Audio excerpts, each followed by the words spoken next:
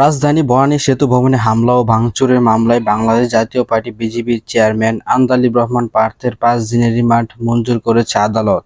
আজ সকালে গুলশানে বাসা থেকে আন্দালিব রহমান পার্থকে গ্রেপ্তার করে গোয়েন্দা পুলিশ। সাবেক এই সংসদ সদস্যকে মহাখালী সেতু ভবনে হামলা চালিয়ে ভাঙচুর ও অগ্নিসংযোগের মামলায় গ্রেপ্তার করা হয় বলে জানিয়েছে ঢাকা মহানগর পুলিশের গোয়েন্দা বিভাগের উপকমিশনার জয়নাল আবদীন। পরে এই মামলায় জিজ্ঞাসাবাদের জন্য আন্দালিব রহমান পার্থকে ১০ দিনের রিমান্ড চেয়ে আদালতে আবেদন করে গোয়েন্দা পুলিশ। শুনানি নিয়ে বিচারক তার ৫ দিনের রিমান্ড মঞ্জুর করেন।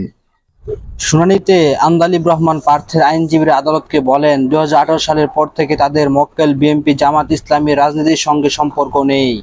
সেতু ভবনের নাশকতার সঙ্গে তার সংশ্লিষ্টতা প্রশ্নই ওঠে না। শুনানির এক পর্যায়ে আন্দালিব রহমান পার্থ আদালতকে বলেন, রাজনৈতিক জীবনে তিনি অনেকের বিশ্বাসের জায়গায় যেতে পেরেছেন।